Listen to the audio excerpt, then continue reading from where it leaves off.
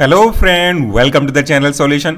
आज हम डिस्कस करने वाले हैं हमारे B pharmacy third semester pharmaceutical microbiology के यूनिट 3 का मॉडल क्वेश्चन पेपर।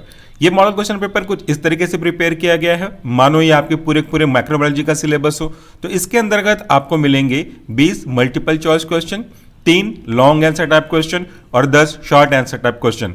इनमें से हम हमेशा की तरह आपके पहले सेक्शन यानी कि मल्टीपल चॉइस क्वेश्चन को डिस्कस करेंगे। इसके बाद आपको एक्सप्लेन करेंगे कि short answer question, long answer question क्या हो सकते हैं।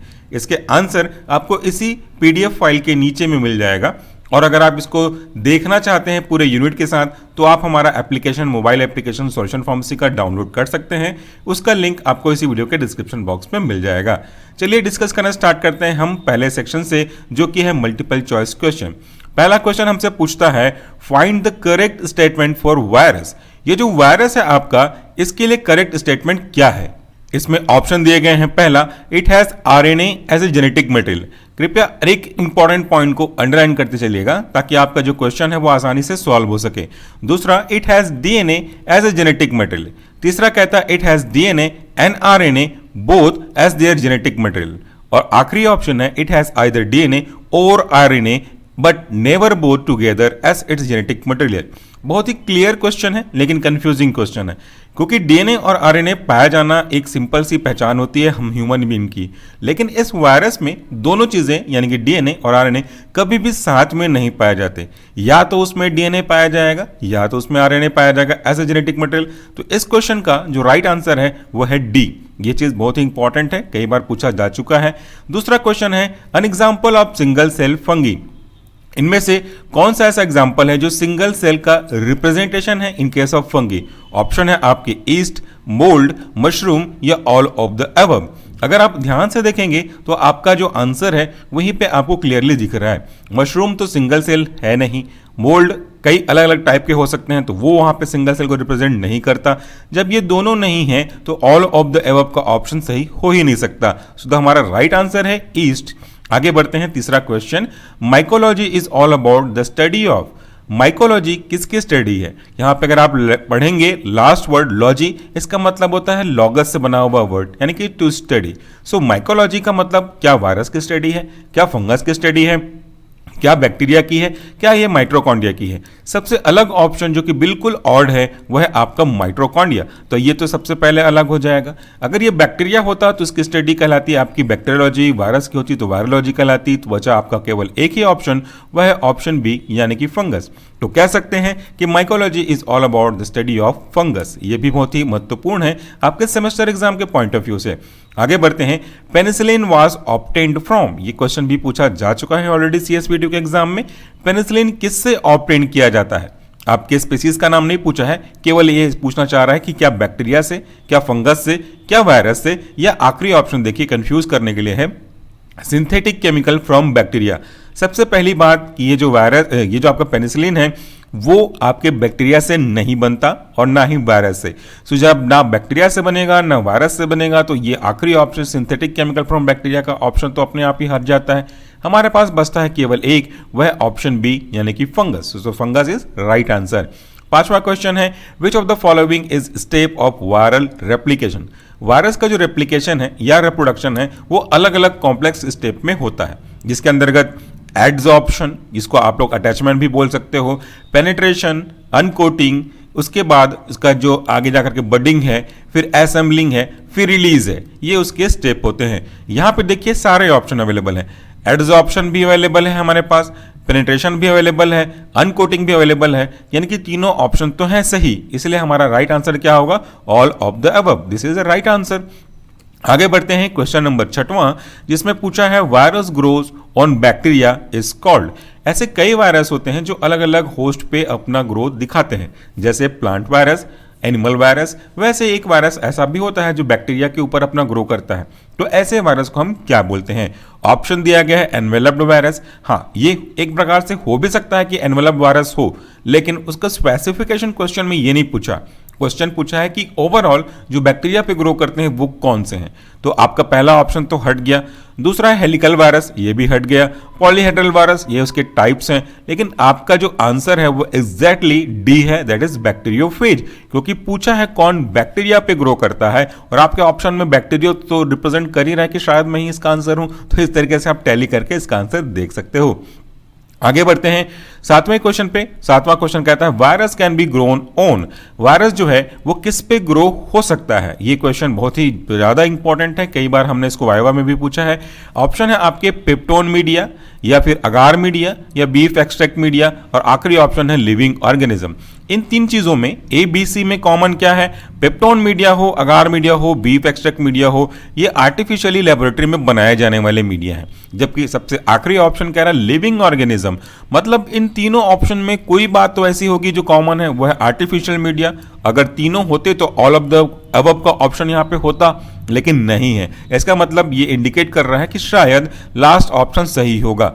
अब इस शायद को अपन कंफर्म करते हैं। हमने पढ़ा हुआ है कि वायरस के not be grown on artificial media, तो उसको लिविंग ऑर्गेनिज्म की जरूरत पड़ेगी होस्ट के रूप में, चाहे प्लांट हो, चाहे एनिमल हो, चाहे हम आप हो, या तो फिर कोई सेल कल्चर मीडिया हो, या फिर आपके चिक एम्ब्रियो मेथड क्यों ना हो, उन पे ही ये ग्रो कर सकता है। So the right answer for the question is D, living organism. आगे बढ़ते हैं 8th क्वेश्चन पे। ये क्वेश्चन पूछ रहा है agent which is used to kill the microorganism in non living organism. देखिए हड़बड़ी में कभी गड़बड़ी ना करें, क्वेश्चन को ध्यान से पढ़ें। ये नहीं पूछ रहा कि which is used to kill the microorganism, specified कहा है कि नॉन लिविंग माइक्रोऑर्गेनिज्म, जो नॉन लिविंग ऑर्गेनिज्म है उनको किल करने के लिए अपन किसको यूज कर सकते हैं। यहां पे क्वेश्चन थोड़ा सा उटपटांग लग रहा होगा आपको कि नॉन लिविंग ऑर्गेनिज्म क्यों यूज किया गया है। सो नॉन लिविंग ऑर्गेनिज्म कहने का मतलब ये है कि वो जो ऐसी चीजें हैं जो कि जिनमें लाइव नहीं होता, वो ऑर्गेनिज्म थे, हो सकते हैं पास्ट में, अब ऑर्गेनिज्म नहीं रहे हो, ये भी हो सकता है, सरफेस भी हो सकता है। इसलिए क्वेश्चन पे ध्यान दें, नॉन लिविंग पे, आगे की चीजों को उतना एस्टिमेट ना करें। ऑप्शन है डिसइंफेक्टेंट, एंटीसेप्टिक, एंटीबायोटिक या स्टेरिलेंट। यहां पे क्वेश्चन ये उठता है कि डिसइंफेक्टेंट तो हो सकते हैं, लेकिन स्पेसिफिकली पूछा है नॉन लिविंग पे, तो उसके लिए हम क्या यूज कर सकते हैं? एंटीसेप्टिक नहीं, क्योंकि एंटीसेप्टिक तो हम पे यूज करते हैं, लिविंग ऑर्गेनिज्म पे यूज करते हैं। एंटीबायोटिक ये भी नहीं, क्योंकि वो भी लिविंग ऑर्गेनिज्म पे यूज करते हैं। तो बचा आपका डिसइंफेक्टेंट या तो स्टेरिलेंट। लेकिन दोनों में एक बात खास ये है कि हम जब नॉन लिविंग के बारे में बात करते हैं उसमें फर्स भी आ जाते हैं, टेबल कुर्सी भी आ जाती है, उनको स्टेरिलाइज करना टेक्निकली थोड़ा सा डिफिकल्ट होता है। तो मोस्ट ऑफ द केस हम उनको डिसइंफेक्टेंट की तरह यूज करते हैं। तो हमारा जो राइट आंसर होगा वो डिसइंफेक्टेंट होगा। थोड़ा सा कंट्रोवर्शियल हो सकता है स्टेरिलेंट के साथ में, लेकिन एग्जैक्टली अकॉर्डिंग टू क्वेश्चन ये आपका पहला ऑप्शन हो सकता है। आगे बात करते हैं क्वेश्चन नंबर 9 पे। वह agent which can affect cell membrane is called. यहां पे कई सारे डिसइंफेक्टेंट के एग्जांपल दिए गए हैं, जैसे आपका अल्कोहल दिया गया है, फिनॉल दिया गया है, इथिलीन ऑक्साइड दिया गया है और सबके बारे में बोला गया है।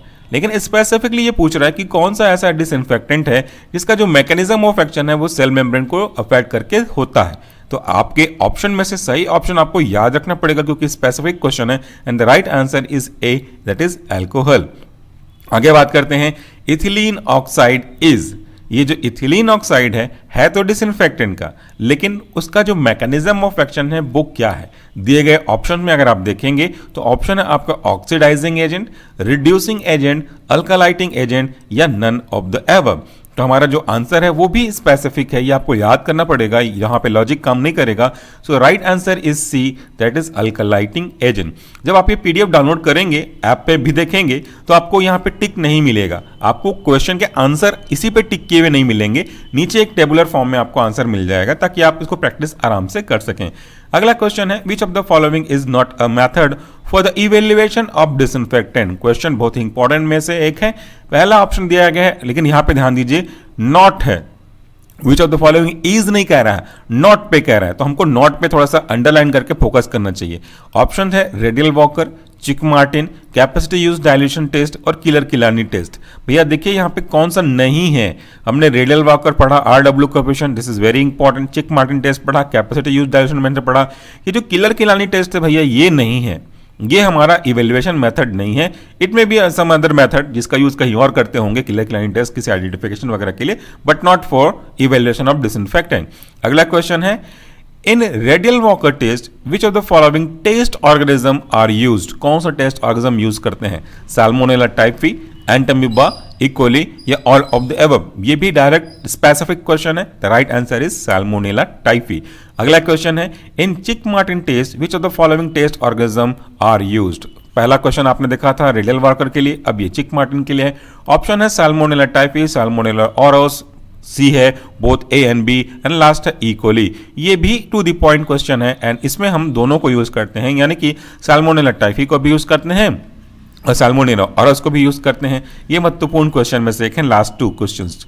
इसके बाद अगला क्वेश्चन है which of the following agent is called as antiseptic? इनमें से कौन सा एजेंट जो है वो एंटीसेप्टिक कहलाता है? Which kill the microorganism in non living, which kill the microorganism in living organism, which kill the microorganism in both, और विच किल स्पोर्स ओनली? भैया यहाँ पे किसको किल कर पाता है ये नहीं पूछा, लिविंग ऑर्गेनिज्म पे जो काम करता है वो क्या कहलाता है?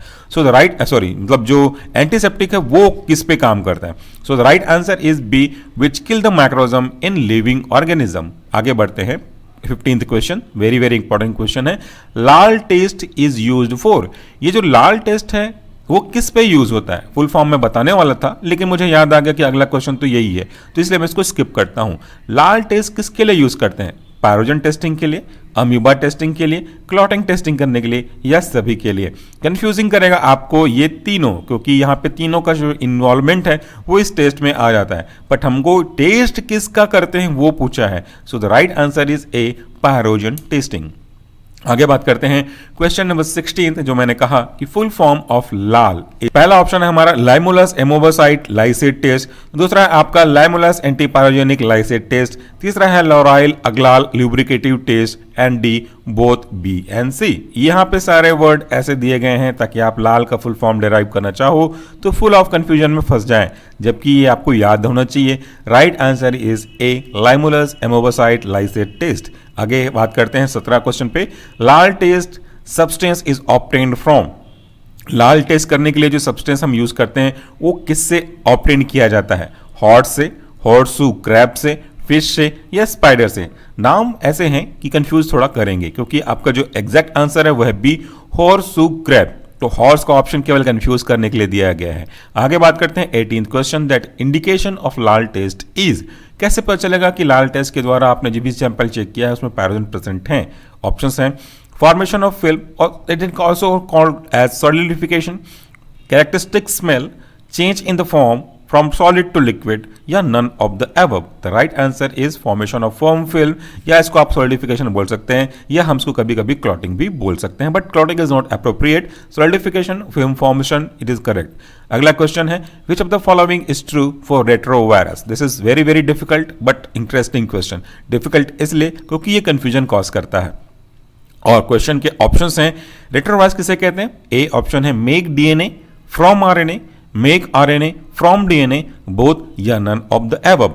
बोथ तो हो ही नहीं सकता। अब देखिए क्वेश्चन में बड़ा इंटरेस्टिंग पॉइंट कैसे समझ सकते हैं। रेट्रोवायरस को छोड़ दीजिए, तो पहले याद रखिए कि क्या पहले जो सेंट्रल डोग्मा ऑफ लाइफ होता है उसमें पहले डीएनए बनता है फिर आरएनए बनता है, कि आरएनए बनता है कि डीएनए बनता है? इन जनरल प्रोसेस पहले तो जो हमारा डीएनए है वो आपका आरएनए या आरएनए के प्रोसेसिंग में मदद करता है, बनता है। सो ये नॉर्मल है। लेकिन रेट्रोवायरस मतलब होता है उल्टा जो करे, सो आपका जो आंसर होगा उल्टा कैसे होगा? आरएनए से डीएनए। सो देखिए कौन सा ऐसा ऑप्शन है जो इसको रिप्रेजेंट कर रहा है, and the option is B, make RNA from DNA, sorry option is A, make DNA from RNA. तो इसको आप टिक कर सकते हैं, answer is A not B. Next question है हमारा, enzyme responsible for the conversion of RNA to DNA in virus is called? Question पे enzyme word पे ध्यान दीजिए, जो कि रिस्पॉन्सिबल है कन्वर्ट करने में आरएनए को डीएनए में, वो क्या कहलाता है? एंजाइम पे ध्यान रखिएगा, फिर से कह रहा हूं, रेट्रोवायरस नहीं, ये वायरस है ना कि एंजाइम। सो पहले ही ये कैंसिल हो गया। दूसरा है रिवर्स ट्रांसक्रिप्टेज, देखिए लास्ट में एज लगा है, मतलब ये पक्का एंजाइम है। आखिरी है आपका ट्रांसक्रिप्टेज, ट्रांसक्रिप्टेज ये भी एंजाइम है, हो सकता है कि ये भी सही हो। ओलिगोपॉलीमरेज, पॉलीमर्स या पॉलीमरेज लिखा है तो यहाँ पे एज नहीं लिखा, तो ये भी अपने आप कैंसिल होगा। अब डाउट होता है कि रिवर्स ट्रांसक्रिप्टेज होगा कि ट्रांसक्रिप्टेज होगा, लेकिन याद रखिए ऊपर वाला क्वेश्चन जहां पे हमने देखा कि प्रोसेस उल्टा हो रहा है, इसीलिए reverse transcriptase is the right answer. So the right answer for the question number 20 is B, reverse transcriptase. ये हो गया हमारा पहला सेक्शन जहां पे हमने बात किया आपकी important multiple choice question section के बारे में। अभी हम बात करने वाले हैं सेक्शन 2 जहां पे देखेंगे आप लॉन्ग आंसर टाइप क्वेश्चन। इसके आंसर आपको अभी नहीं मिलेंगे, आने वाले समय में इसके मॉडल आंसर पेपर मिल जाएंगे जब हम बुक गिव अवे अनाउंस करते हैं। इसमें क्वेश्चन नंबर 1 पहला पूछता है classify virus and explain the replication cycle for virus with diagrammatic representation. मैंने पहले ही लिख दिया है diagram and flow chart is very very important and it is must. सो यहाँ पे पूछ रहा है क्वेश्चन, उसको जस्टिफाई करना होगा। सेकेंड क्वेश्चन है what are disinfectant, write the factor of acting disinfectant, classify the disinfectant. ये पूरा डिसइंफेक्टेंट से क्वेश्चन है, बहुत इंपॉर्टेंट है। Last question for the section explain sterility testing method for liquid in detail. कई सारे मेथड्स हमने डिस्कस किया है, membrane filter method, direct inoculation method, pyrogen testing method, वो यहाँ पे आपको डिटेल में एक्सप्लेन करने पड़ेंगे क्योंकि question long answer type question है, 10 नंबर के क्वेश्चन है। आखिरी सेक्शन है हमारा शॉर्ट आंसर टाइप क्वेश्चन जहाँ पे आपको छोटे छोटे 10 क्वेश्चन मिलेंगे जिनको आपको शॉर्ट में एक्सप्लेन करना है with respective example. If it is possible then diagram is must also. यहाँ पे पहला क्वेश्चन है explain morphology of virus, morphology की बारे में आपको बताना है यहाँ पे। Next explain the mechanism of action of alcohol and phenol, छोटा छोटा क्वेश्चन है, आपको एक्सप्लेन करते रहना चाहिए। नेक्स्ट है write evolution parameter for disinfectant, parameter के बारे में पूछा है। Next explain RW test, explain Chick Martin test. सारे क्वेश्चन बहुत इंपॉर्टेंट हैं, हालांकि एक ही यूनिट के मॉडल क्वेश्चन पेपर है तो क्वेश्चन तो यही सब पूछेंगे। How to evaluate product for pyrogen, 2 test मैंने आपको बताया था, आपका रैबिट है और दूसरा आपका लाल टेस्ट है, तो दोनों को आपको छोटा छोटा समझाना है। एक्सप्लेन मेम्ब्रेन फिल्ट्रेशन टेस्ट जो कि आपके डिसइंफेक्टेंट के अंदर आता है, टॉपिक के वाइज देखोगे तो स्टेरिलिटी टेस्टिंग के अंदर। नेक्स्ट आपका लाल टेस्ट जो कि पैरोजन टेस्टिंग के लिए है। एक्सप्लेन मॉर्फोलॉजी ऑफ फंगस, पहले वायरस का पूछा था, अब आपका फंगस का पूछा है। Explain the cultivation of virus, क्योंकि ये नॉर्मली आर्टिफिशियल मीडिया पे ग्रोथ हो नहीं सकता, इसलिए क्वेश्चन इंपॉर्टेंट है। एंड एट द लास्ट आप देखिएगा आपके पास मिल जाते हैं आंसर की, यानी कि क्वेश्चन के अकॉर्डिंगली आपके आंसर क्या होंगे यहाँ पे मिलेगा। क्योंकि जब आप इसके PDF को देखेंगे हमारे एप्लीकेशन से, जिसको आप प्ले स्टोर से डाउनलोड कर सकते हो, लिंक डिस्क्रिप्शन में भी मिलेगा, तो वहाँ पे जब आप प्रैक्टिस करेंगे तो आंसर नहीं रहेगा, तो आप अपना इवैल्यूएशन खुद करेंगे, टैली करेंगे और जस्टिफाई करेंगे कि हाँ मैंने कितने क्वेश्चन सही करे हैं और कितने क्वेश्चन मैंने गलत करे हैं। So friend that's all for today, thank you so much for watching this video. Download करिएगा क्वेश्चन पेपर को डायरेक्ट लिंक से, या तो आप हमारे ऐप को डाउनलोड करके वहां से भी पिछले मॉडल के भी एक्सेस कर सकते हैं। Thank you, take care.